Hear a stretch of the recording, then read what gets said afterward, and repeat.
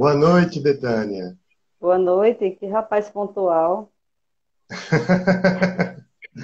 É de quem está atrasado. Tá tudo bem, a Shelly entrou agora. Então, assim, oi, Sávio, boa noite, seja bem-vindo. Deixa eu chamar logo o Ed aqui.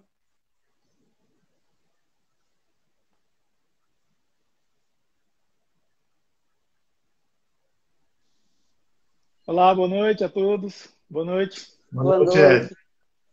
Quase que você era anotado. Eu não me atraso. Eu sei disso, estava só aperreando. Mandar uns aviõezinhos, enquanto chega o pessoal, né? Vou fazer isso aqui Se também. quiserem mandar.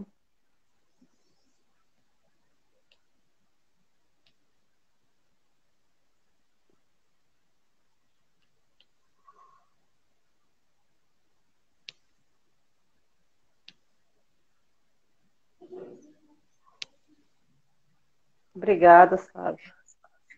Boa noite, Sávio, Lúcia, Ana,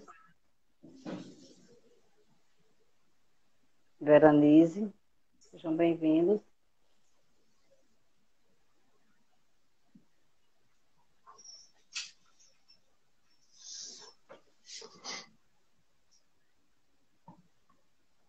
Pronto.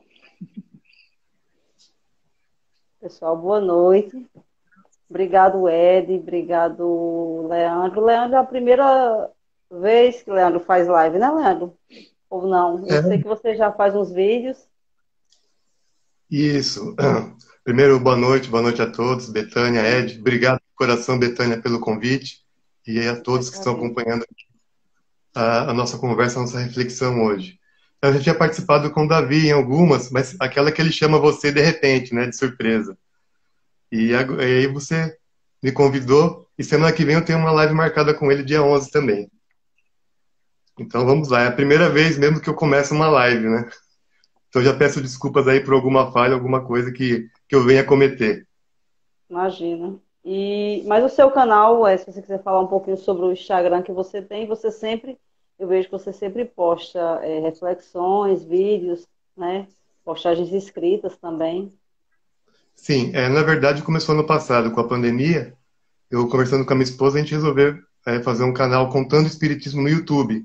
Então a ideia era colocar vídeos falando sobre livros da doutrina espírita para incentivar as pessoas a lerem mais, a conhecer mais um pouco sobre a doutrina. E agora no começo do ano que eu passei para o Instagram, então eu sou novo aqui também. Nem sei mexer muito nisso ainda. Então estou subindo os vídeos do YouTube para o Instagram e vou postando mensagens. E agora as lives, né? Ah, bacana. Ed quer falar sobre. Ed tem várias redes sociais: Instagram, Facebook, YouTube. Pois é, né? Você mesma gosta dessa palavra, né? Até por cima do teto, né? A pessoa usa para chegar até Jesus, né? Pois é. Nosso teto chama-se essas redes sociais. O canal Somos Underline Espiritismo está presente aqui, né? No Instagram, como todos podem ver, mas também nós temos um canal no YouTube, Somos Underline Espiritismo, e uma página no Facebook, canal Somos Espiritismo. Então, tá aí. É o nosso teto para chegar a Jesus. E Ed já está há bem mais tempo que a gente, mas intensificou mais também nessa pandemia, né, Ed? Sim, é verdade. Desde 2018. Qual de vocês quer começar a fazer a prece inicial para a gente conversar, nossa conversa? Pode ser o Ed. Então tá. Então vou convidar a todos que se sentirem à vontade, fechar os olhos, respirar lento e profundamente. Não que isso seja um ritual, pois na doutrina espírita não existem rituais, mas que nós dessa forma consigamos nos conectar ao Criador, a esse Deus, a esse Pai amoroso, todo amor, justiça e bondade. Agradecer aos seus enviados, que são os espíritos puros, espíritos amigos, que eles possam nos proteger nesse momento de live, possam nos ajudar para que as ideias fluam, a harmonia prevaleça e que os conhecimentos aqui amealhados possam ser úteis em nossa jornada, em nossa escalada evolutiva. Que nós não sejamos melhores uns que os outros, mas que sejamos, sim, melhores que nós mesmos, melhores do que fomos ontem. E que esses conhecimentos possam servir para nós, que nós sejamos multiplicadores. E sendo esses multiplicadores, se necessário, usar palavras, que os nossos atos falem por nós. Muito obrigado, meus irmãos. Se conosco, assim seja. Graças a Deus. Graças a Deus. Eu pensei em fazer essa conversa sobre evangelho, porque eu vou começar falando um pouquinho sobre a minha experiência. Enquanto vindo de outra denominação religiosa, eu não entendia bem a expressão evangelho segundo o Espiritismo. Eu ficava pensando se era uma espécie de um evangelho apócrifo, eu ficava pensando se era uma reflexão a respeito do evangelho em si, e me pairava essa dúvida.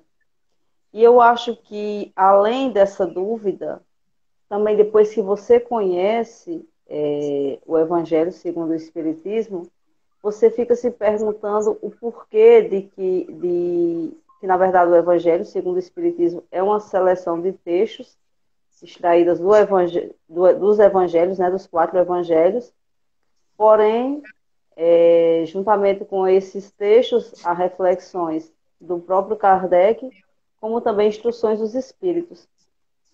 E ainda fica aquela dúvida, às vezes, por que alguns textos foram escolhidos, porque aqueles textos especificamente foram escolhidos. Outra coisa também que a gente vê muito é a pergunta sobre o que é essa prática do Evangelho no lar. Eu acho que, principalmente nesse período de reclusão, de pandemia, é que essa prática se intensificou ainda mais. Mas também a busca de saber o porquê do que se trata também, muitas vezes essa pergunta é muito recorrente.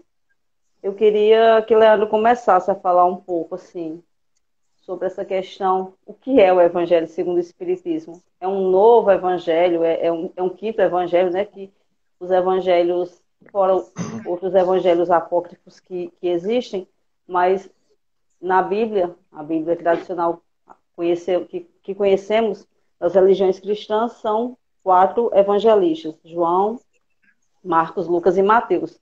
Mas o que seria esse Evangelho segundo o Espiritismo? Então, quando Kardec decidiu organizar os evangelhos, o que ele pensou? Como o primeiro nome do evangelho seria a imitação do evangelho.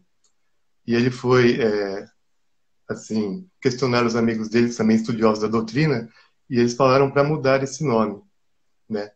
Para pensar num outro nome. Então ele colocou o nome de Evangelho segundo o Espiritismo. O que seria? Seria os evangelhos na visão espírita, na visão das instruções dos espíritos. Por isso que nós temos ali os capítulos, temos os ensinamentos de Jesus, e logo após temos várias mensagens de espíritos, né, que vieram de vários lugares do mundo, de vários médiuns, falando sobre o assunto. Então, são as lições de Jesus na visão espírita. Então, não podia ser um melhor nome do que Evangelho segundo o Espiritismo. Porque se fosse imitação do Evangelho, iria dar a impressão de que a imitação é uma cópia do que é original. E, normalmente, a cópia do original passa a ideia de que não seja algo perfeito. Então, eu creio que, por esse motivo, ele fez o Evangelho com o nome segundo o Espiritismo. E, na verdade, esses textos do Evangelho, esses textos selecionados, quando a gente vê os evangelhos, na verdade os evangelhos, eles narram a vida de Jesus e cada evangelista ele se detém mais em um ponto específico.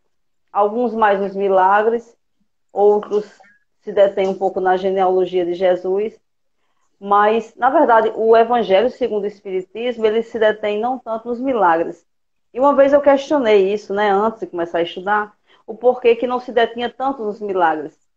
E a resposta de quem me respondeu foi fantástica. Disse, não importa tanto os milagres, mas importa a moral do Cristo. eu queria que ele falasse um pouco por que essa importância tão grande da moral do Cristo para a gente não só enquanto espíritas, né? Mas para todos, mas o porquê da importância dessa moral do Cristo. Olha, na introdução de O Evangelho segundo o Espiritismo, Kardec já começa assim, ó, as matérias contidas nos evangelhos podem ser divididas em 5 partes. Os atos comuns da vida do Cristo, os milagres, as predições, as palavras que serviram de base para o estabelecimento dos dogmas da igreja e o ensino moral. Se as 4 primeiras partes têm sido objeto de controvérsia, a última, a moral do Cristo, ela se mantém inatacável até os dias de hoje. Então é algo que realmente reverbera já há mais de 2000 anos, 2021 anos, né, especificamente. E até então nós vemos assim, são interpretações de interpretações, são às vezes pessoas que usam até de má fé as palavras do Cristo para estabelecer a sua zona de conforto, o seu domínio sobre pessoas, mas há aqueles que usam também para realmente iluminar. É aquela coisa, uns usam para iludir, outros para iluminar.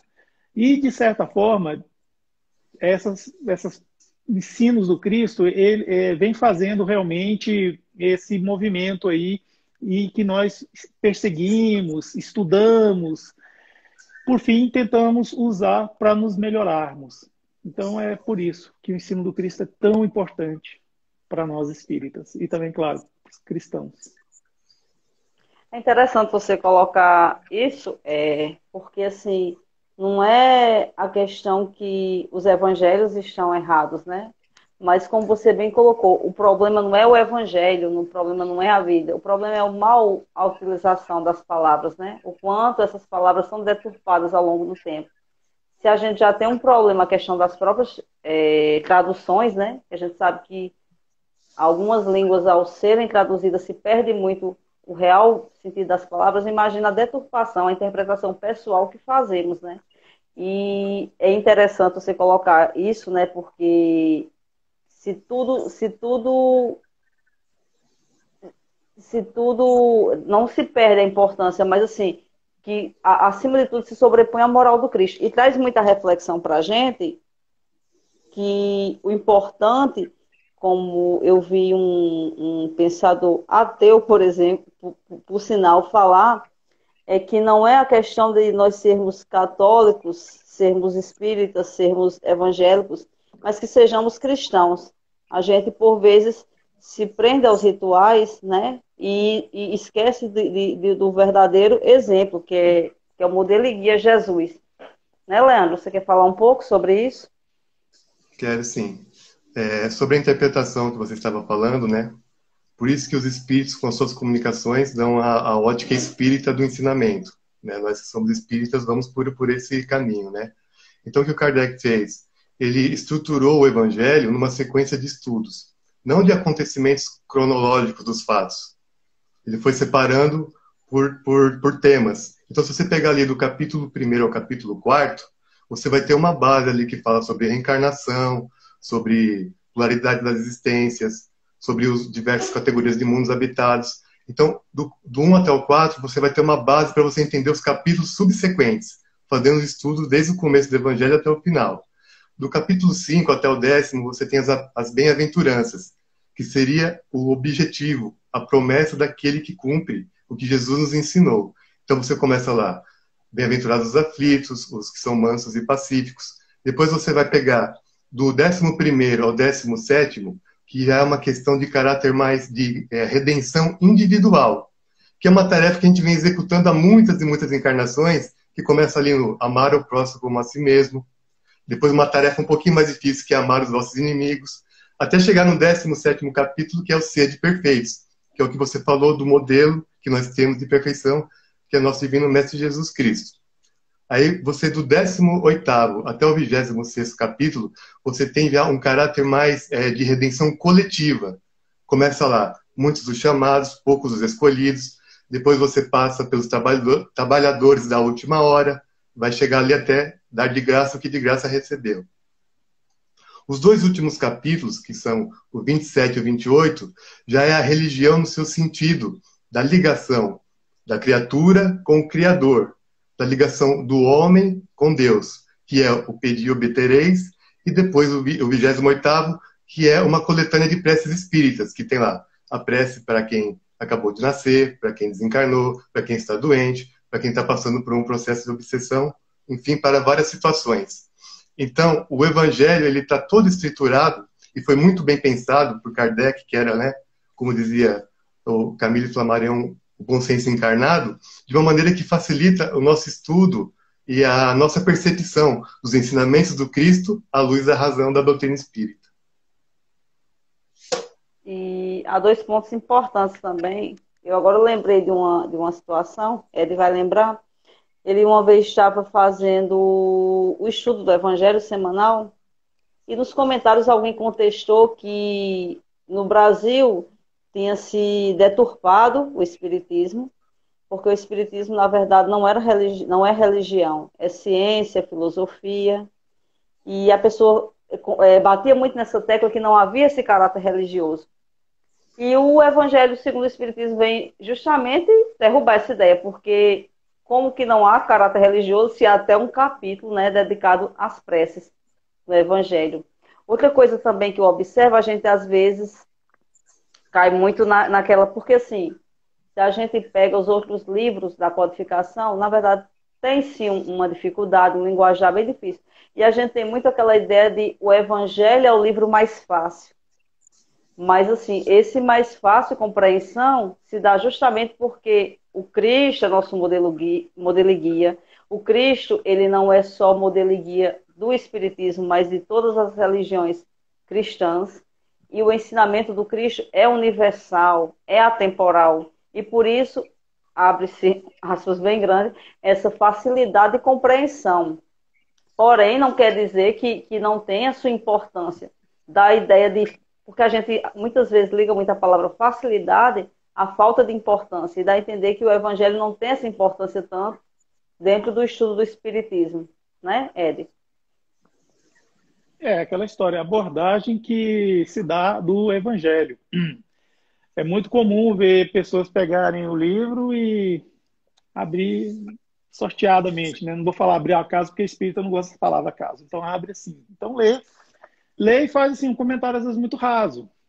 Porque a finalidade muitas das vezes não é nem o estudo. Vai fazer uma atividade espírita, lê o Evangelho, pronto. Agora, quando a gente se debruça ao estudo desse livro, realmente a gente descobre muita coisa. Igual o nosso irmão Leandro falou, tem muita razão no que ele disse nesse sentido, que o próprio Allan Kardec colocou. Se a gente for comparar as passagens bíblicas no Evangelho segundo o Espiritismo com a Bíblia em si, muitas a gente observa assim, né? Por que está fora de ordem? Não é fora de ordem. Foi colocada de uma maneira que para facilitar o estudo. Tanto é que tem capítulos do Evangelho que as passagens bíblicas se repetem. Tem são colocadas duas vezes para realmente fazer esse estudo. Mas agora o que mais me surpreende, eu vou furar o protocolo aqui um pouquinho, viu, Bi? Por que Allan Kardec resolveu fazer um Evangelho segundo o Espiritismo? Ele lançou o Livro dos Espíritos, foi onde cunhou a palavra Espiritismo, que até então não existia, esse neologismo, existia espiritualismo, e ele explica por quê. Coisas novas precisam de nomes novos. Aí veio o Livro dos Médiuns, e por fim, o Evangelho. Mas por que o Evangelho? Olha só. O próprio Livro dos Espíritos está disseminado nele lá a necessidade do Evangelho. No Livro dos Espíritos. Na questão 614, Allan Kardec faz uma pergunta sobre o direito, sobre leis. Pois havia um embate na época entre o justnaturalismo e o positivismo. O positivismo do direito.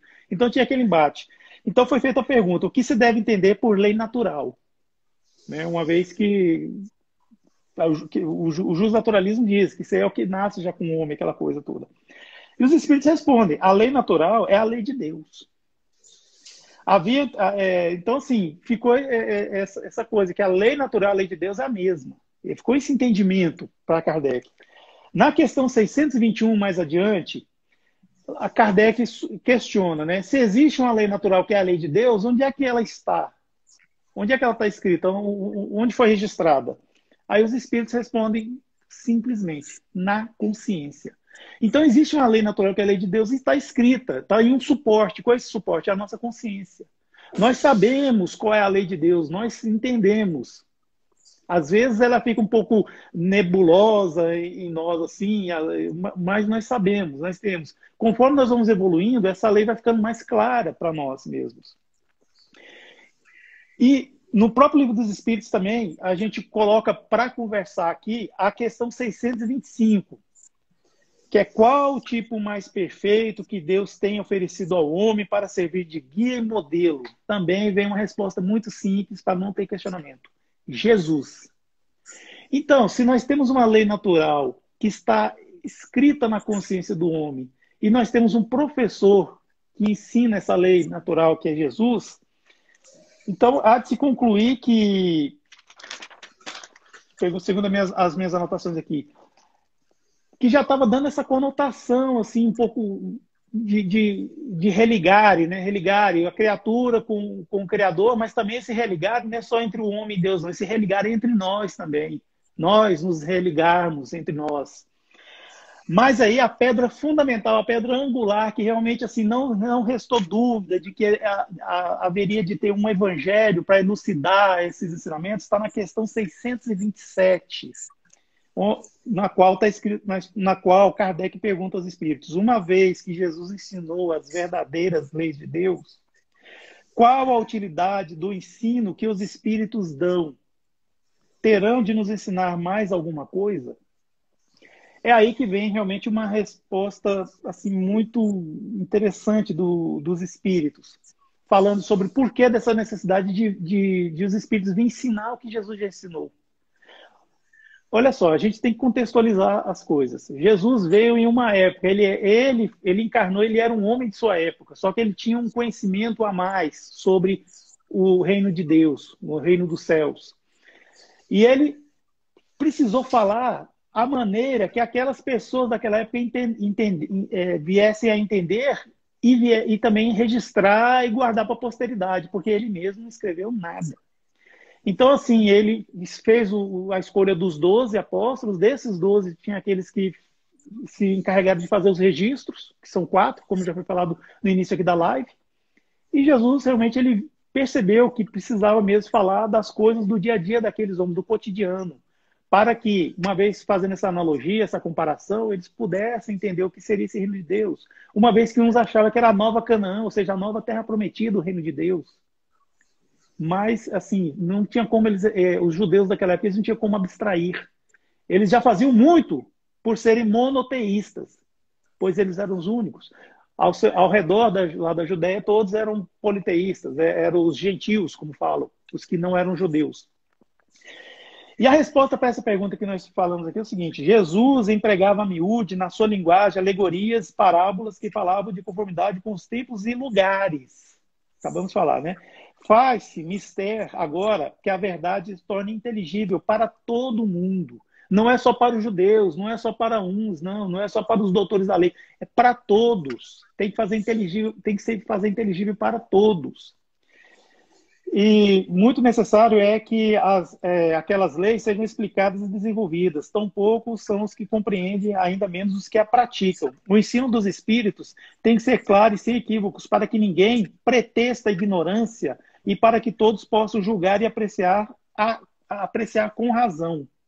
Que a ninguém seja possível interpretar a lei de Deus ao sabor de suas paixões.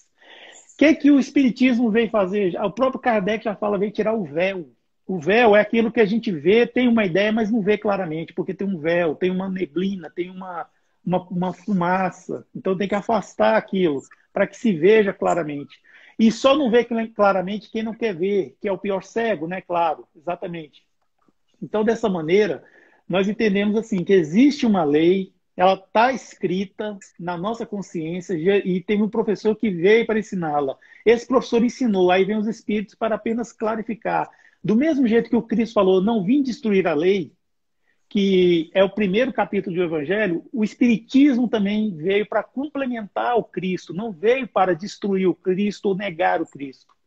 Muito pelo contrário, como diz o nosso querido Celestino, Bíblia, né, o Severino Celestino, Espiritismo é uma religião é uma religião, sim, e é uma religião muito boa, porque ela tira de nós essa coisa do inferno, do demônio, das penas, penas Eternas. perpétuas, penas eternas, perpétuas, porque não existem. Então, assim, nós devemos entender dessa maneira, que o Espiritismo, sendo uma religião, que é um dos seus aspectos, pois ele é ciência e filosofia com consequências religiosas, nós devemos entender que essa doutrina ela veio para realmente nos arrebatar de vez. É a terceira revelação. Acabamos de fazer a roda do estudo do Evangelho segundo o Espiritismo, que acontece toda quarta-feira às 19 horas. Então, nós fizemos, e eram muitos chamados, poucos escolhidos. Concluímos nesse estudo que o rei mandou por 3 vezes seus servos atrás dos convivas para vir fazer parte do banquete. Esse servo é Deus, o banquete é o reino de Deus, é o reino dos céus. E esses servos, primeiro veio Moisés e os profetas daquela época, depois veio Jesus e também alguns profetas. Por fim, agora o Espiritismo, que não está personificado em ninguém, não é Allan Kardec que está personificado, é uma doutrina. Então, cabe a nós agora atendermos ao chamado, usarmos as vestes adequadas, que é a pureza de espírito, e adentrarmos nesse banquete.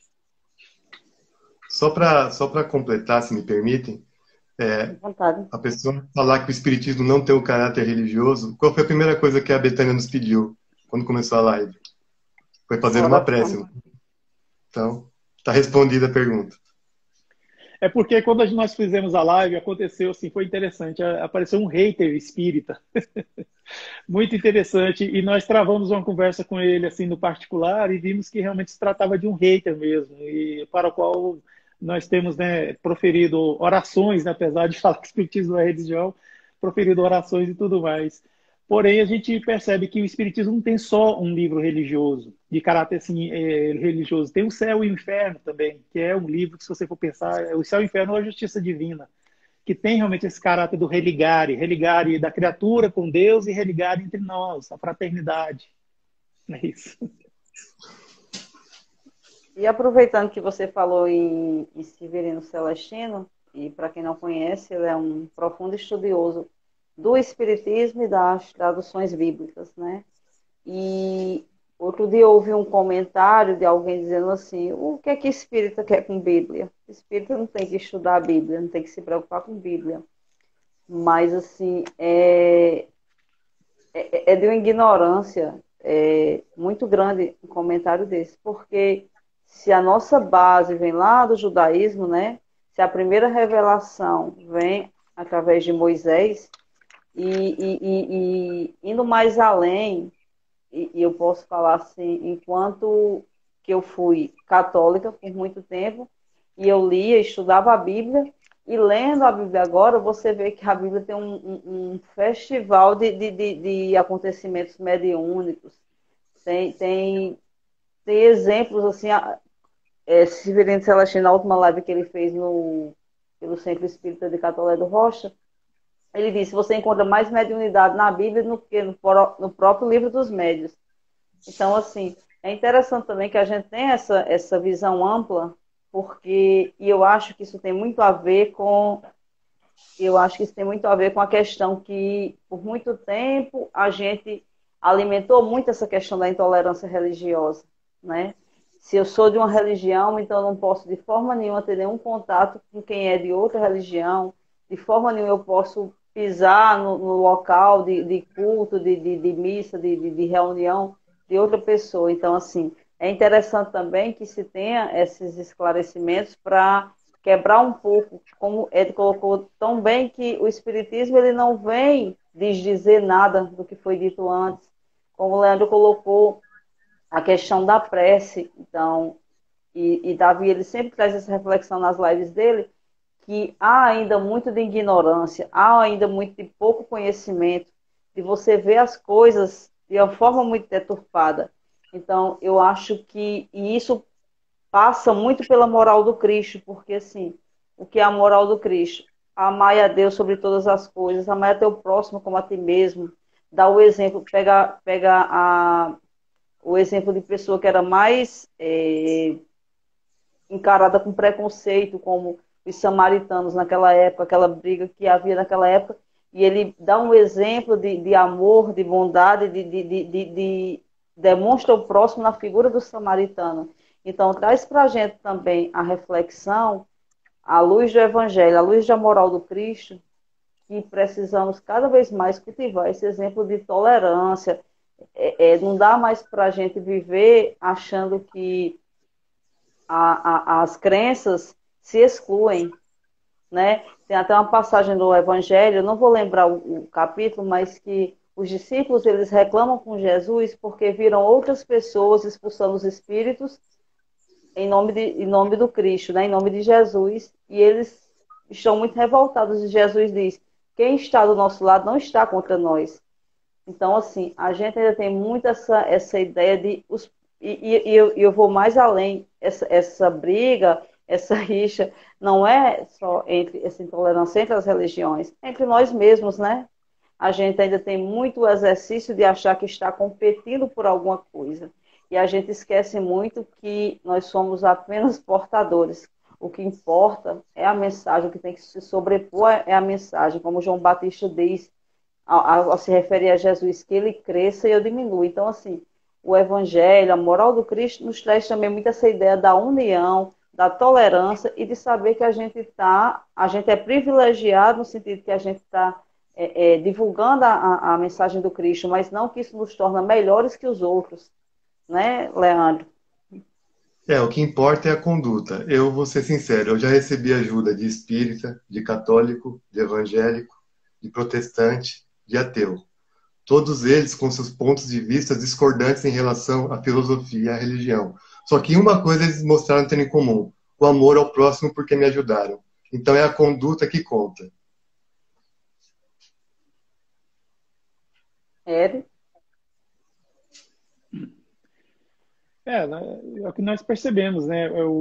Essa máxima, ela está diluída em vários ensinamentos de vários assim missionários que vieram pelo mundo, né? Amar o próximo como a si mesmo. O princípio da paz começa em não fazer um mal ao outro. E assim, tem até um provérbio árabe, se eu não me engano. E se a gente for procurar os grandes mandamentos das outras religiões, não necessariamente as religiões cristãs, as outras, a gente vai encontrar algo semelhante. Uma religião que sofre muito preconceito, principalmente depois do atentado lá que aconteceu em 11 de setembro de 2001, o islamismo. Se a gente for ver o Alcorão, que é o livro sagrado deles, ele fala muito sobre redenção, amor, fraternidade e sobre a pessoa se melhorar. Algumas coisas foram incluídas que não fazem parte da religião muçulmana, mas é algo assim que já existia até antes do islamismo surgir naquele mundo oriental, alguns países lá do Oriente. Assim como o cristianismo, muitas coisas que nós vimos assim foram agregados ao cristianismo de acordo com o desenvolvimento das religiões, como o catolicismo, o protestantismo e dentre outras. Então, assim, se a gente for purificar mesmo todas essas religiões, se a gente for tirar realmente o sumo mesmo, a gente vai ver que o amor ao próximo prevalece. Então, o que Jesus ensinou é o que realmente Buda já ensinava há milênios atrás, numa religião, né, budista. O hinduísmo também tem muito disso. E, assim, se a gente for consultar, olhar melhor, assim, nós vamos ver. Inclusive as religiões modernas que surgiram até hoje, o neopanteísmo, que nós vemos aí, que é a igreja helênica, a própria Wicca, também tem essa coisa de aproximar a criatura com o Criador através do quê? Do amor ao próximo. Já aquelas religiões que, infelizmente, pregam coisas contrárias, logo são aquelas árvores que não dão bons frutos e que mais cedo ou mais tarde serão arrancadas e jogadas na fogueira, como diz, né, a própria Sagradas Escrituras. A gente deve entender isso, que arrancada e jogada à fogueira é passar por uma renovação, não necessariamente uma maldade, mas porque o fogo ele consome, ele renova, ele transforma. Então é essa transformação. Eu acho que há também dois pontos aí que a gente confunde muito o conteúdo da religião com os seguidores. Lembrei da frase: Jesus é o cara, o que prejudica é o fã-clube. Mas assim, que é outra palavra, né? Que eles usam. Mas assim, não é a questão da religião em si. Você foi brilhante quando você colocou isso, de que o conteúdo da religião, o conteúdo é bom. O problema são as interpretações e as ações nossas, né? E assim, a gente confunde muito. Eu acho que também volta a velha história do preconceito, a gente está sempre repetindo as coisas. Ah, porque quem é evangélico, quem é católico, quem é espírita não presta. Eu acho que vai muito por essa questão dos comportamentos individuais de cada um de nós, que muitas vezes termina, e sobretudo se você tem uma certa projeção, né? Uma coisa é Betânia fazer uma coisa errada, outra coisa é um pastor que constantemente fala para milhões de pessoas ter uma prática equivocada, né? Então, assim, isso ressoa mais. Não porque para Deus esse pecado tenha uma preponderância maior, embora que conhecer, quanto mais a gente conhece, né, quanto mais a gente conhece a verdade, mais a gente é, entre aspas, escravo dela, no sentido que quanto mais você conhece, mais você é cobrado. Mas o que eu quero dizer é que muitas vezes a gente tem a ideia de que o pastor fulano de tal, o padre fulano de tal, o palestrante espírita é aquela religião, né?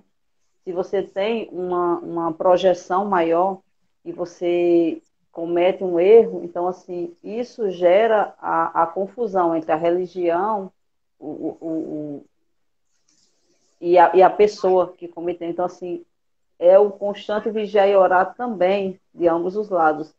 A gente ter o cuidado para não errar, mas também para não confundir as coisas, né? E como ele colocou tão bem que as religiões pregam o amor. E assim, foi interessante ele falar das várias figuras, como Jesus, Buda, nos dá também a ideia que Deus ele é tão generoso que ele trouxe a verdade por diversas pessoas, né? A gente tem a referência maior, modelo e guia, porque é o Espírito Cristo que pisou aqui no nosso planeta. Mas há também criaturas extremamente boas, iluminadas, que vieram com missões, né, como o Buda, por exemplo, e pregou só o amor, Irmã Dulce, Maria Teresa de Calcutá. Então é bom que a gente também veja o quanto Deus é generoso, trouxe essa revelação de diversas formas, em diversas religiões, e voltar ao que eu falei anteriormente, para ter esse cuidado com a tolerância, e ter muito a ideia de que o modelo e guia é o bem, né? Jesus, e o modelo e guia é amar o próximo como a ti mesmo, é um exercício maior. Então, quando o Ed fala lá atrás onde está escrito a lei de Deus na nossa consciência, nada espelha mais na nossa consciência do que amar o próximo como a ti mesmo, né? Se a gente faz esse exercício de só fazer ao outro o que gostaríamos que fizessem a nós, então, assim, esse exercício seria perfeito, né? Para a gente conseguir atingir esse comportamento ideal, por assim dizer. É verdade. Vamos supor, se eu não amar o próximo, isso jamais vai invalidar o ensinamento. É um problema meu, da minha inferioridade. Tem nada a ver com a questão do ensinamento.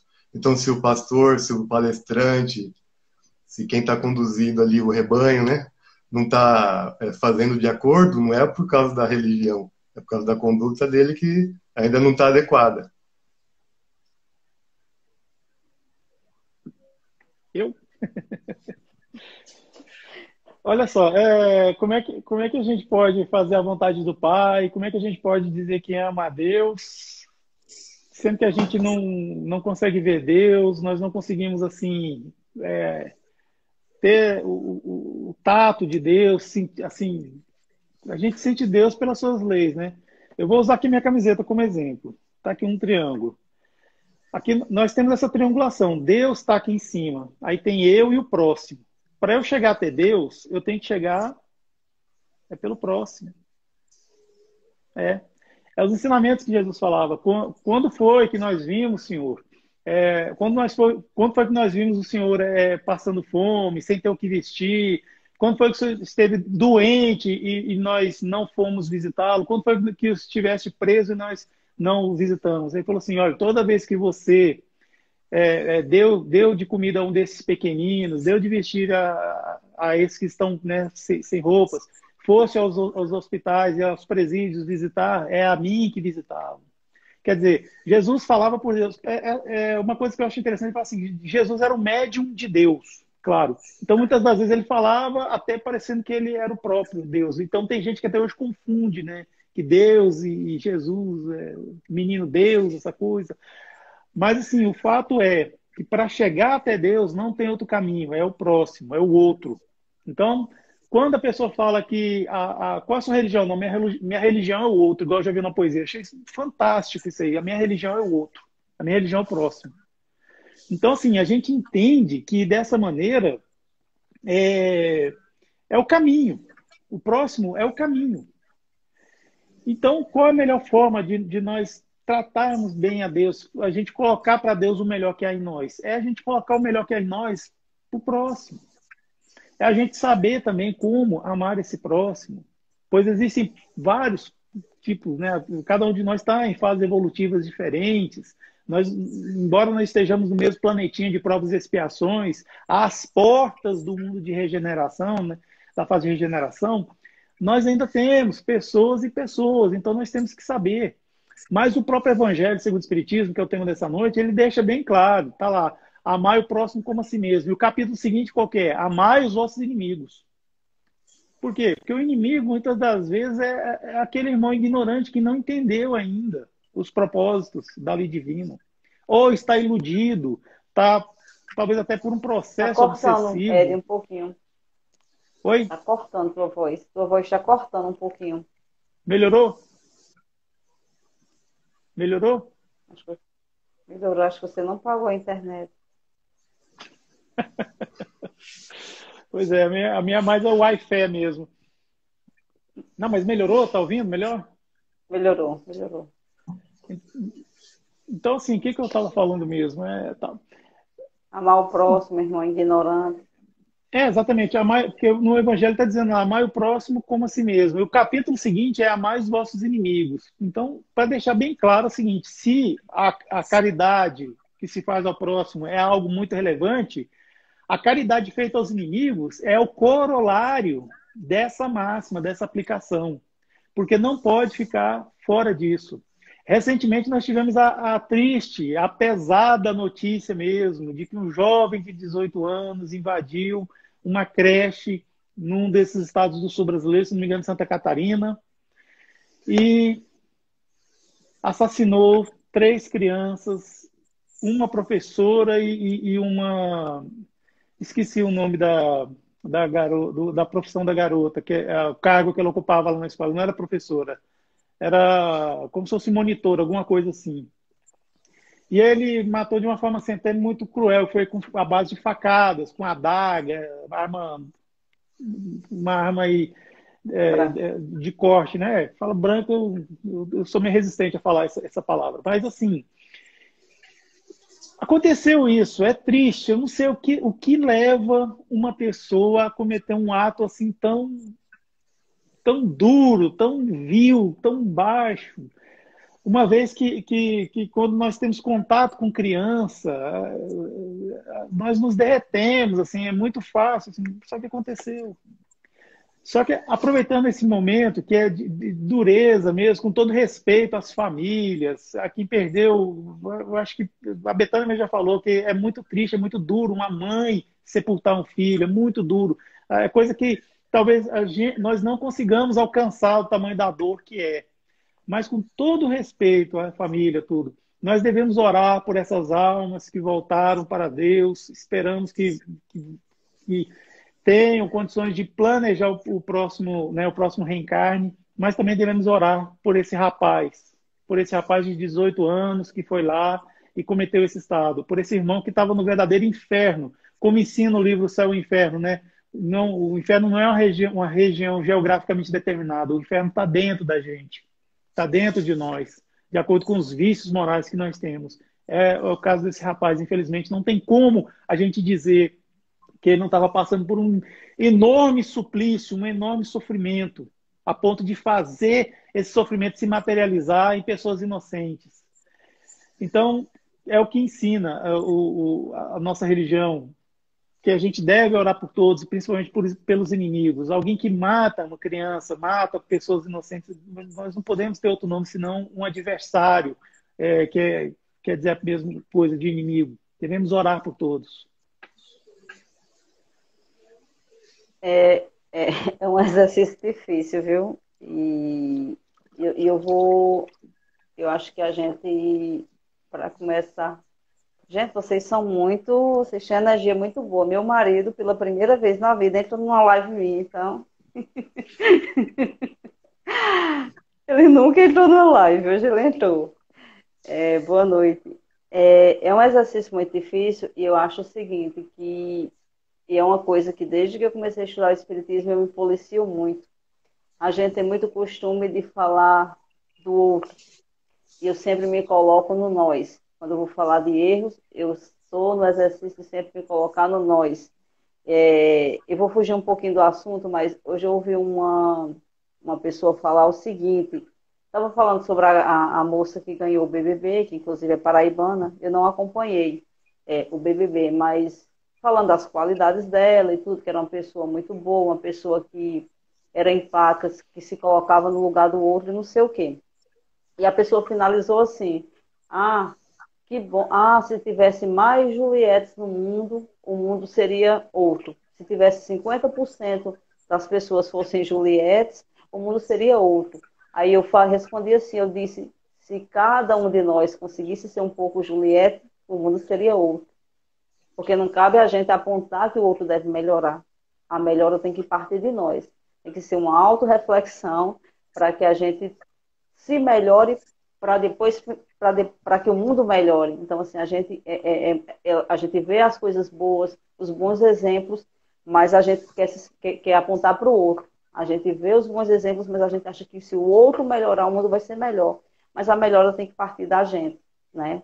Então, assim, eu falei isso para quê? Você falando na questão, eu não vi a reportagem, porque essa questão de criança mexe bastante comigo. Então, assim, é um exercício muito difícil. É muito difícil, eu falo por mim. E não, você falou sobre isso, e eu estava comentando outro dia num grupo de estudos que a gente tem a dificuldade, eu tenho a dificuldade de rezar ainda pela pessoa que cometeu o equívoco.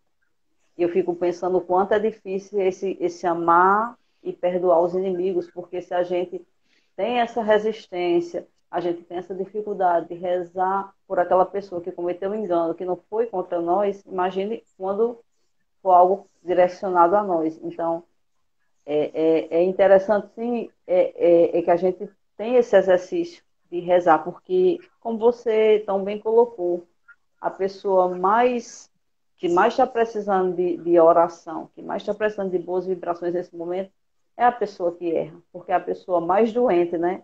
E me veio a reflexão de um trecho do livro Maria de Nazaré.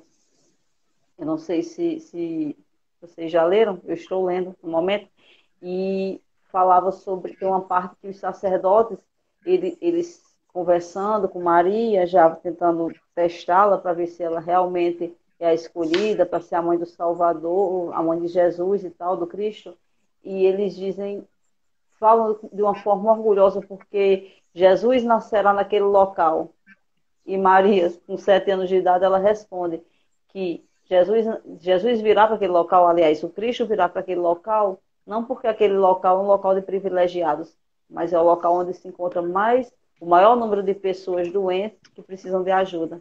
Então é interessante você falar nisso, porque o ensinamento de Jesus, a moral do Cristo, o ensinamento de Jesus, o Evangelho nos traz lições belíssimas, mas traz esse exercício difícil, né? Como até Leandro falou agora sobre a questão do...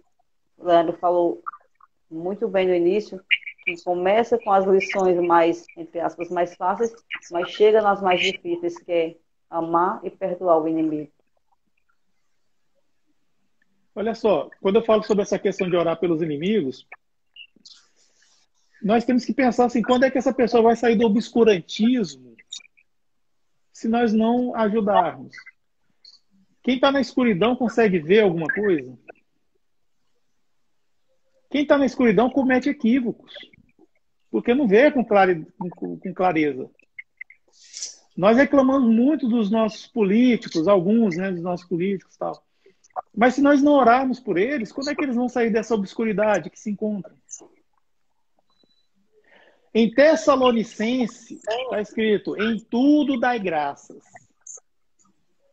Isso é um ensinamento muito grande, pois, ao contrário de nós agradecermos, termos a gratidão, primeiramente no nosso coração, para depois, né, expressarmos pela boca, nós devemos não praticar o quê? O ato de reclamar. O que é reclamar? Reclamar tem um prefixo lá, o re, que é da mesma família lá do reescrever, reler, refazer. Então, reclamar é clamar de novo, é clamar novamente, é pedir. Clamar é pedir. Então, eu estou pedindo. Então, toda vez que eu reclamo desses políticos, reclamo dessas pessoas igual esse jovem de 18 anos que faz esses atentados, eu estou pedindo para que venha mais. Toda vez, trazendo para o nosso seio familiar. Toda vez que eu reclamo do meu marido, da minha esposa, reclamo do meu filho, da minha filha, da minha sogra, do meu genro, toda vez que eu reclamo da secretária do meu lar, eu estou pedindo para que aquelas pessoas se tornem piores ainda. Eu estou clamando para que aquilo seja pior. Quando eu reclamo da minha falta de dinheiro, reclamo de uma dor, de uma doença, quando eu faço essa reclamação, eu estou clamando para que seja pior ainda em mim. Chega um momento que se comprova aquilo que o Livro dos Espíritos está dizendo, que só realmente quando a dor chega num momento de culminante é que o homem vai entender a necessidade do bem. Quando o mal chega num momento culminante é que o homem vai entender o valor e a necessidade do bem. Mas por quê? É porque tanta reclamação acaba fazendo isso. Nós temos uns irmãos de uma seita, e eles falam que é seita, não sou eu que estou dizendo, chamada Seichonoye, que tem um mestre chamado Masaharu Taniguchi. Eles falam que tudo você deve agradecer, tudo. Se você vai pagar a conta, você tem que falar muito obrigado. Se você vai fazer uma coisa, muito obrigado, muito obrigado. Por quê? Porque para aquilo voltar em graças para você também. E todo aquele que tem dentro de si já a condição de gratidão, o que acontece? Essa pessoa ela atrai, é uma lei da natureza. Se a gente planta tal coisa, a gente vai colher dessa coisa. Se a gente planta uva, a gente colhe uva. Então, se a gente planta gratidão, a gente vai colher gratidão. Então, é isso que nós devemos cultivar para nós. Quando a gente ora pelos nossos inimigos, ora por pessoas que cometem um ato como esse, igual aquele que no passado, há uns anos atrás, entrou numa escola lá no Rio de Janeiro, e entrou armado e fez uma chacina lá também com as crianças, os estudantes daquele colégio, que depois se matou. Quer dizer, ele cometeu vários crimes e cometeu um crime contra si mesmo, que foi tirar a própria vida. Então, assim, imagina como que uma criatura dessa chega no mundo espiritual. Nós devemos pensar nisso também. E se a gente fosse encher de preconceito e odiar essas pessoas, nós vamos alimentar mais ainda esse monstro que existe nelas. E nós já temos condições, maturidade espiritual suficiente para entender a grandiosidade disso. O amar os vossos inimigos. Perfeito, Ed, o que você colocou. E a pessoa que está em erro, se nós reclamamos, né, nós estamos contribuindo para que ela erre cada vez mais. E a gente não pode reclamar da pessoa. Ao passo que se a gente mandar boas vibrações para que ela mude de vida, para que ela melhore, aí tudo, consequentemente, vai se aprimorar, vai melhorar. O mal não merece comentário em lugar nenhum, já dizia André Luiz. Verdade. Leandro, eu acho que é sua esposa, não sei, fez um comentário aí. Malu Munhoz. Minha mãe. Ah. Ela colocou: o amor cobre a multidão de pecados. Verdade. É verdade. E exemplificando o que vocês dois falaram, todos os personagens, todas as pessoas que passaram por Jesus, né, algumas figuras bastante mal vistas na sociedade, algumas até odiadas, e o Cristo, ele não fez, né, discriminação de pessoa alguma. A, a mulher que estava para ser apedrejada, o cobrador de impostos, os leprosos, né? E as narrativas bíblicas mostram muito isso, que são pessoas que eram a escória daquela sociedade. E o Cristo abraçou todas. O padre Fábio de Mello, ele tem uma música muito bonita que se chama Humano Demais. E ele fala o seguinte: sou humano demais para compreender esse jeito que escolhestes de amar quem não merece. Sou humano demais para compreender que aqueles que escolhestes e tomastes pela mão, geralmente eu não os quero do meu lado. Né? Então, assim, essa reflexão dessa música dele é muito forte, porque ainda hoje as pessoas que Jesus acolheu, geralmente são as que a gente quer distância, né? A gente tem aquela ideia do que é bom estar ao nosso lado, esquecendo que, com o conhecimento, sobretudo do Espiritismo, a gente traz para a gente a reflexão de que o pecado que no momento a gente não está cometendo pode ter cometido em outra existência, né? A gente e é muito forte isso. Sempre que ocorre esses crimes que causam na gente alguma comoção, alguma repugnância, sempre tem alguém para dizer assim: a gente pode ter sido essa pessoa no passado. E pelo véu do esquecimento não lembra, mas hoje a gente está na posição de julgar. E Chico Xavier ele tinha muito essa palavra que ele não estava em condição de julgar ninguém. Então, se Chico Xavier não estava na condição de julgar ninguém, imagine nós. Uma vez perguntaram para um padre se era pecado comer carne na Sexta-feira Santa. Ele falou que não era pecado. Ele falou que pecado é malhar o Judas no sábado. Porque Judas já resgatou o que ele fez. Nós ainda não. E queremos malhar o Judas. Para pensar, né? Perfeito. Quer falar alguma coisa? Estou parecendo aquelas professoras. Passando a palavra. Chama oral.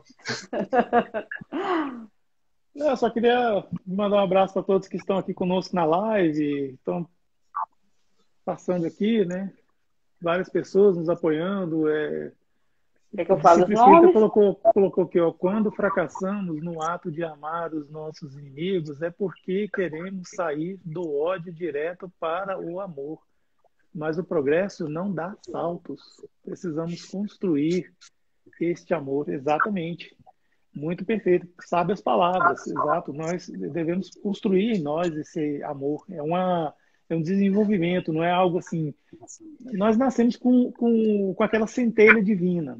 Aí a gente pode promover essa centelha divina em algo maior, mas também pode deixá-la do jeito que ela está. Porque o espírito, a gente sabe que ele não retrograda, ele fica estacionário, mas pode evoluir. Então, cabe a nós queremos, né, evoluir. Se Jesus falou que nós íamos chegar do outro lado da margem, pode ter certeza que nós vamos chegar, por mais assim agitado que sejam os mares, as ondas, por mais que seja difícil a tormenta, por mais escura seja a noite que nós estamos navegando, a gente vai chegar. Agora é aquela história, uns vão chegar mais rápido, outros chegarão mais atrasados. Por quê? Porque talvez vão temer, vão bater o pé que o caminho é outro, não vão querer seguir o caminho certo, talvez por orgulho, vaidade. Às vezes por medo, o medo congela a gente, né? Então a pessoa vai parar, não vai querer navegar, vai ficar paradinho. Não, nós temos que chegar no outro lado da margem. E se Jesus falou que nós iríamos chegar, com fé e obras, né, trabalhando no bem, a gente chega. Só um comentário rápido antes da gente passar para a questão do Evangelho no Lar.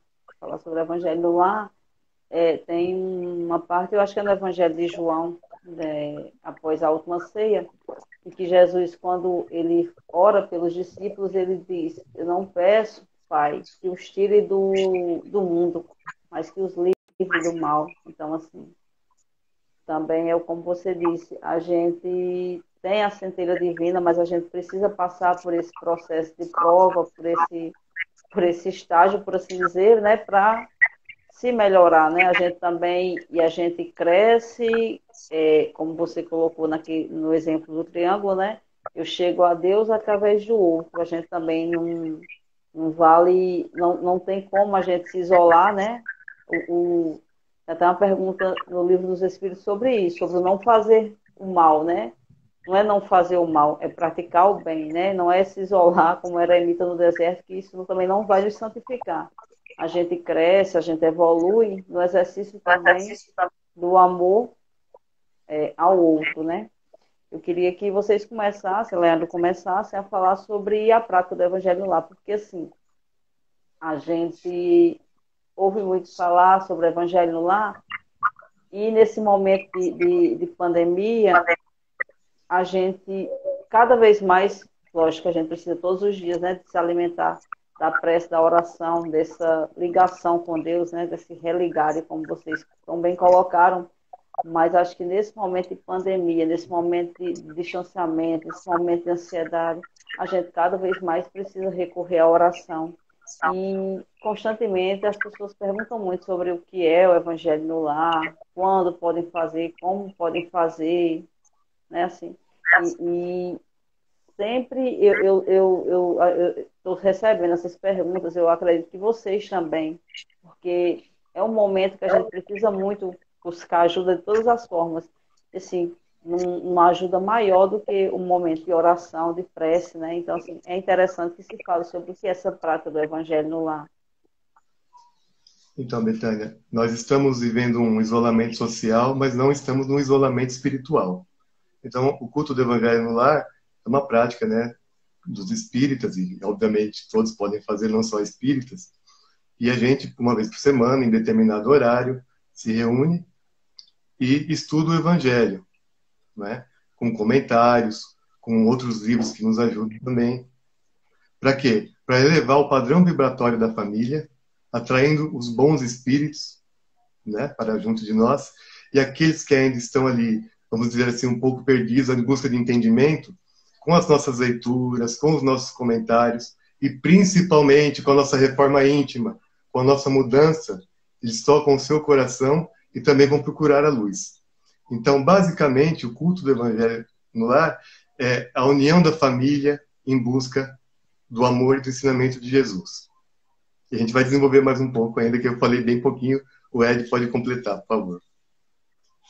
Bom, como o Leandro falou, realmente o culto do Evangelho no lar, ele deve ser feito no lar, ou aquilo que nós entendemos por lar. Muitas pessoas falam que na minha casa só tem pessoas de outras religiões, de outra denominação religiosa, não aceita. Bom, você pode entrar para o seu quarto e fazer o culto do Evangelho lá no seu quarto. Se isso for causar conflito, for ter algum problema, for desarmonizar a sua família, ou desarmonizar mais ainda a sua família, então é melhor que se faça assim. E espere um momento até chegar que você colha os frutos do que você começa a plantar. Mas assim, para falar de aspectos agora assim, mais técnicos, quando você faz o Evangelho no lar, é necessário escolher um dia da semana, não necessariamente à noite, pode se fazer de manhã, de tarde, quando tem esse, né? É um horário determinado, começa a tal hora e termina a tal hora, pode ser 15 minutos, assim, é o que se recomenda, até onde eu já li. Recomenda-se a leitura desse livro, O Evangelho segundo o Espiritismo, mas tem outros livros também, por exemplo, da série Fonte Viva, do Emmanuel, que é Fonte Viva, Caminho, Verdade e Vida, Jesus no Lar, se não me engano, Pão Nosso. Para fazer uma leitura inicial, faz-se uma prece, abre o Evangelho, pode ser sequenciado ou pode abrir sorteadamente, leia, pode ler em voz alta ou uma voz assim mais baixinha, se não for para não incomodar. Faz-se uma interpretação e uma leitura. Não esqueça da água, sempre importante, ter um recipiente com água potável, para ser colocada antes de começar o Evangelho, aí após feito o Evangelho, beba dessa água, ou ofereça para quem estiver participando também. Se no dia e hora marcado do evangelho aparecer alguma visita ou o telefone tocar, é recomendável que não se atenda, a não ser que seja algo muito urgente e importante, mas é recomendável que não atenda. A visita que chegar, eu sei que a gente está em época pandêmica, né? Isso dificilmente vai acontecer, mas se chegar, convide para participar do culto do Evangelho no Lar, não interrompa. Quando nós fazemos um movimento em direção a Jesus, ao Cristo, sempre aparece aqueles que querem puxar a gente para trás, para que nós não evoluamos, né? Para que a gente não evolua. Então a gente tem que fazer o nosso movimento também no sentido de querer ir, a força da vontade de ir, certo? E a gente consegue. Passa-se um bom tempo, a gente começa a perceber certas mudanças no nosso lar, nossa casa, ou aquilo que a gente chama de lar. Quem tem mediunidade de evidência já relatou que ao redor da casa, às vezes até ao redor da quadra onde a casa se situa, fica como se fosse uma faixa de um arco-íris assim. Foi o que eu já ouvi, eu nunca vi. E circunda aquele local como uma proteção a mais. Nós já temos a proteção do nosso mentor espiritual. Só que com o culto do Evangelho lá, essa proteção ela se amplia, se intensifica. Já ouvi médiuns videntes dizerem que, inclusive, na porta da casa da pessoa fica um guardião. E ainda me falou mais. Um guardião com roupas de soldados romanos segurando uma lança. Eu não vi, foi o que um médium vidente me falou uma vez, e numa reunião mediúnica, inclusive, que nós estávamos fazendo, e caiu justamente essa parte do Evangelho no Lar. Então, assim, é para nós termos uma ideia da proporção, da proteção que isso acontece. Mas nós não devemos usar o Evangelho no Lar como moeda de troca. Vou fazer o Evangelho no Lar porque para Jesus me proteger. Que aí Jesus vai me ajudar. Não, não é isso. Nós devemos fazer o Evangelho no Lar justamente para nós trazermos Jesus para a nossa casa, para que nós tenhamos mais harmonia entre nós mesmos. Pois se nós nascemos na família em que nós estamos, é porque Deus quer que nós floresçamos onde Ele nos plantou. Floresça onde Deus te plantou, certo? Então, se você está nessa família, você fala que não pediu para nascer, porque ninguém tem nada a ver com você. Não, você pediu sim. E às vezes até implorou para nascer, para reencarnar nessa família. Então, floresça. Se Deus te plantou aí, ofereça suas flores. O que são as flores? É o melhor que nós podemos oferecer de nós. Então, é dessa forma que nós conseguimos. Um dia nós vamos entender por que nós reencarnamos em tal ou tal família. Um dia nós vamos saber toda a verdade, mas por enquanto nós somos agraciados com esquecimento de vidas passadas. E nós devemos focar nessa existência, nessa encarnação, para evoluir. Só para lembrar os nossos amigos que o culto do Evangelho no Lar não é sessão mediúnica, hein? Sessão mediúnica é dentro da casa espírita. Nós estamos numa pandemia, então vamos reforçar nossas preces em casa, nossas vibrações, mas deixa as tarefas mediúnicas para quando tudo normalizar para o centro espírita. A pessoa vai falar assim, mas o meu espírito protetor, como é que fica? Não. O espírito protetor quer que você fique em casa para você ficar protegido, certo? Uma questão de lógica. Mas o meu mentor e meu guia espiritual, não. Nenhum guia, nenhum mentor vai te direcionar para que você ponha em risco a sua vida e a vida daqueles que estão convivendo com você. Então, vamos todos aproveitar esse momento de pandemia, estudar muito a doutrina espírita, estudar muito os ensinamentos de Jesus, nos esforçarmos para pôr em prática, para quando retornarmos aos nossos trabalhos lá, seja dando um passe, seja numa sessão mediúnica, qualquer função que você tenha dentro de uma casa espírita, você possa exercer mais gabaritado, mais preparado, mais confiante. Outra questão que o nosso Ed também falou da água, né? Vamos desmistificar um pouco essa história da água fluidificada, né? Eu já vi muito acontecer isso. A pessoa coloca a vasilha com água para ser fluidificada e ela está tampada. A pessoa, não, deixa eu tirar a tampa porque aí os fluidos vão penetrar melhor. E isso não tem nada a ver. Pode ser tampado, destampado, pode ser de vidro, de plástico, de aço, de alumínio, de cerâmica, porque os fluidos eles têm a penetrabilidade. Então, a combinação de fluidos vai trabalhar na água da mesma maneira. Então, com tampa ou sem tampa. Só não tire a tampa achando que a água vai ficar mais fluidificada do que a tampada. E uma questão também que eu queria falar foi uma pesquisa que teve nessa questão da água. No livro Nosso Lar já está falando, né, que a água tem essa propriedade de absorver as boas vibrações e as más vibrações. Ela, a princípio, ela é neutra. O que você vibrar ali com ela, ela vai carregar e vai, né, fazer a função que você destinou a ela. Então, o cientista japonês, o que ele fez? Ele pegou o arroz cozido. O arroz japonês, a gente sabe que ele é bem mais úmido, né, que o nosso, que a gente costuma comer aqui no Brasil. Ele colocou em 3 potes. No primeiro pote, ele escreveu assim: eu te amo. No segundo, ele escreveu: eu te odeio. E no terceiro pote, ele não escreveu nada. Ele pediu para os alunos deles falarem assim, durante 30 dias, para o pote: eu te amo. Para o outro: eu te odeio. E o outro deixava ali de lado. Depois de um mês, o pote que estava ali indiferente, que não tinha rótulo, o arroz estava embolorado, que seguiu o curso normal do que era para acontecer. O que estava escrito eu te amo, embora ele tivesse começado a fermentar, ele ainda estava com um aroma bem agradável.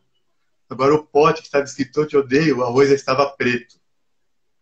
O que ele fez? Ele pegou água, colocou num frasco, escreveu a palavra sabedoria.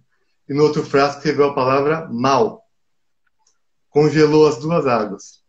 Quando ele foi analisar o cristal, com o microscópio d'água que está de sabedoria, o cristal congelado ele tinha a forma geométrica perfeita, límpido, bonito de se ver.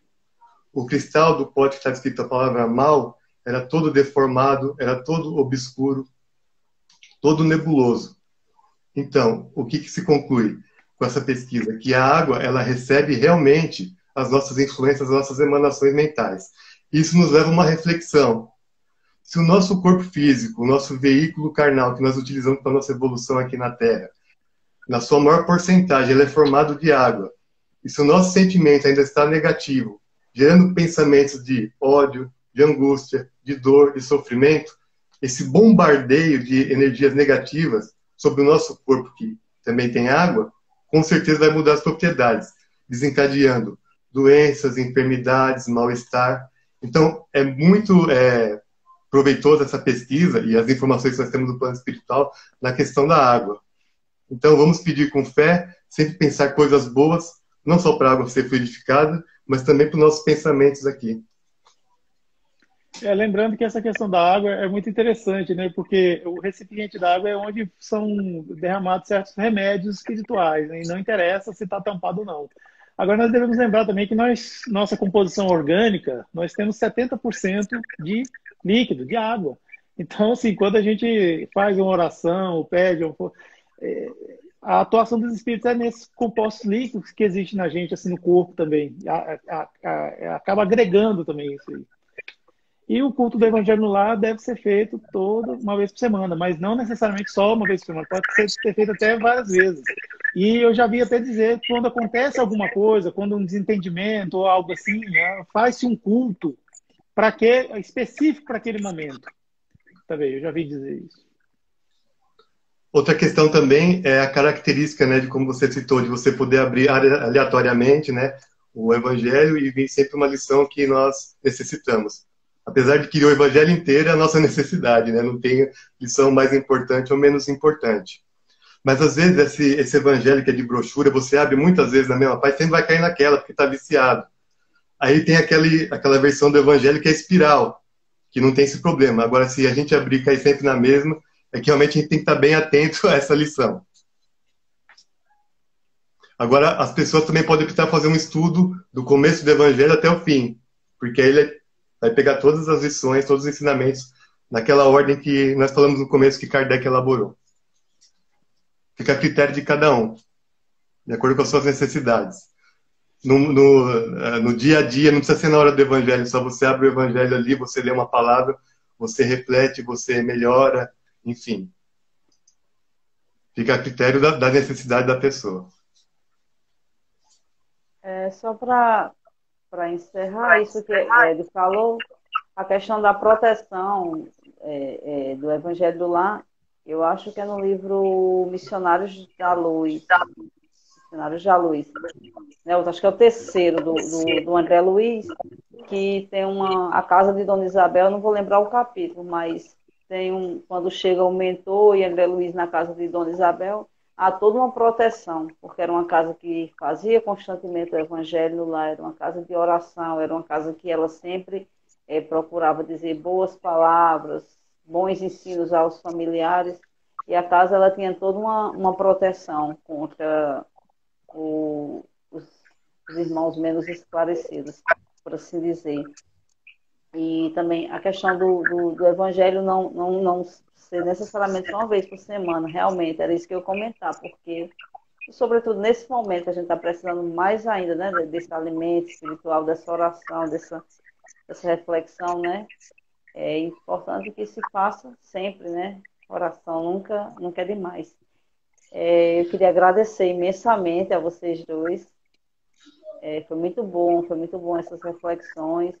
E foi muito bom porque também, além do que a gente falou sobre o Evangelho, também vieram outras reflexões. A gente falando desses, foi muito bom também trazer à tona essas reflexões desses casos atuais, de nosso exercício perante e isso tudo. E eu também queria fazer um comentário sobre outra coisa, aproveitando esse gancho, e eu não quero ser deselegante, mas assim, a gente sabe, todo mundo conhece que desencarnou, infelizmente, o ator Paulo Gustavo. Eu vi muitas páginas fazendo uns textos a respeito do de que esse momento requer muita tranquilidade, que se as pessoas entendessem que o desencarne é uma coisa natural, que o espírito continua vivo, não se desesperavam diante da morte, porque emanava más vibrações, não sei o quê. Eu entendo que isso tudo é uma verdade, mas assim, eu vi uma fala muito pertinente e muito caridosa do Wagner Assis, Wagner de Assis, que é o diretor do Nosso Lar. Ele falou que a gente, enquanto espírita, e disse, vou falar dos espíritas porque é o nosso caso, mas a gente tem que ter muito cuidado nesse período de pandemia para respeitar a dor do outro. Não é porque a gente tem o conhecimento, a crença da continuidade da vida, que a gente precisa violentar as pessoas impondo isso. Então, esse momento de perda, esse momento não deixa de ser uma perda, esse momento de desencarne em massa, então assim, que a gente seja mais caridoso, né? Nem sempre uma revelação das nossas crenças é a coisa mais oportuna diante de uma pessoa que acabou de ter um parente desencarnado. Se a gente não consegue expressar outra coisa, então sinto muito, eu estou aqui, e eu acho que é mais do que suficiente do que a gente escrever textos quilométricos falando sobre a continuidade da vida no momento que a gente sabe até pela ótica da própria medicina que o período de luto, o período de vivenciar o luto é um período saudável, né? É uma prática que tem que existir, né? A gente não pode simplesmente conviver a vida toda com um pai, com uma mãe, e ele desencarnar e a gente agir como se nada tivesse acontecido. Isso eu acho que isso que seria até estranho, porque a gente chora até por quem viaja para outra cidade. Imagina alguém que parte para o plano espiritual. Então, assim, que a gente seja mais empático nesse momento para ter mais respeito com a dor do outro e não violentar as consciências alheias com nossa verdade, né? Porque Jesus não violentou ninguém, então que a gente aprenda também a ser um pouco mais humilde nesse sentido, respeitar a dor e a crença do outro. E se vocês tiverem mais alguma coisa para complementar, pode falar, e após os complementos eu ia pedir a Leandro para encerrar com a prece para a gente. Bom, realmente assim, foi uma perda inestimável, lembrando que ele faz parte desses mais de 400 mil vítimas da Covid-19 causada por esse vírus, que é o coronavírus, que ninguém sabe ao certo a origem, não podemos querer implicar a uma nação, a um povo, ou sei lá, do mesmo jeito que nós não sabemos como surgiu o vírus Ebola, o vírus H1N1, o vírus da poliomielite, enfim, essas doenças virais aí, nós não sabemos a origem dos vírus. E o que combate doenças virais é vacina. Do mesmo jeito, a poliomielite ela é combatida com vacina.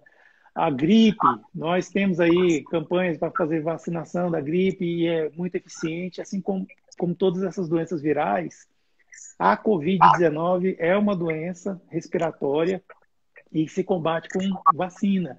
Então, se chegou a época de você ser vacinado devido à sua profissão, devido à sua comorbidade ou à sua idade, vá lá, se vacine. É uma forma moderna de se usar o amar ao próximo como a si mesmo, é fazer esses atos, é não se aglomerar, é lavar sempre as mãos, e se for o caso, usar o álcool em gel, usar máscara, ficar em casa preferencialmente, mas se não der, né, porque hoje em dia as pessoas precisam trabalhar, aquela história da economia, se não der, procure manter um afastamento, ainda que seja difícil, tente manter. Se vai entrar no ônibus, passe um álcool em gel antes e depois quando sair, certo? Procure não ficar muito próximo, se for possível. Eu sei que eu posso estar falando aqui uma coisa meio complicada, assim, para quem lida com isso dia a dia, mas vamos pensar em algo maior do que eu estou falando aqui. Vamos pensar na aplicação moderna do amar ao próximo como a si mesmo. Pois não adianta a pessoa falar que é cristã se ela não aplica os princípios de Jesus, que é fazer a vontade do Pai. Então, se eu sou cristão, se eu amo Deus, eu tenho que amar meu próximo. É impossível amar a Deus sem amar o próximo. E uma forma moderna dessa aplicação, que a gente está vivendo agora em tempos pandêmicos, é fazer isso, seguir as recomendações das autoridades. Sobre a questão do luto que a Betânia falou da pandemia, a resposta é o amor. O amor não exige nada, o amor não impõe nada, o amor respeita a dor do próximo. Essa é a resposta. Perfeito, Leandro. Perfeito. Vamos encerrar com a oração. Vamos sim. Vamos nesse momento, de paz, de harmonia, de entendimento, agradecer a Deus nosso Pai, a todo o plano espiritual superior, pelo auxílio, pelas intuições, que nós possamos estar com esse amor presente em nossos corações, mas também na prática, no dia a dia, junto da nossa família, das pessoas com as quais convivemos, agradecendo de coração essa oportunidade de mais uma vez ter aprendido muito hoje, junto com esses queridos irmãos, a todos que comentaram, que participaram, que Deus abençoe a todos, que eles possam ter uma noite muito tranquila, muito serena. Na paz de Deus, nosso Pai. Assim seja. Assim Graças seja. a Deus. Obrigada mais uma vez, Ed. Obrigada mais uma vez, Leandro. Obrigada a cada um que ainda está aqui, que passou por aqui, que não pôde ficar até o fim. Muito obrigada. Que Deus abençoe todos nós. Boa noite. Boa noite. Tchau.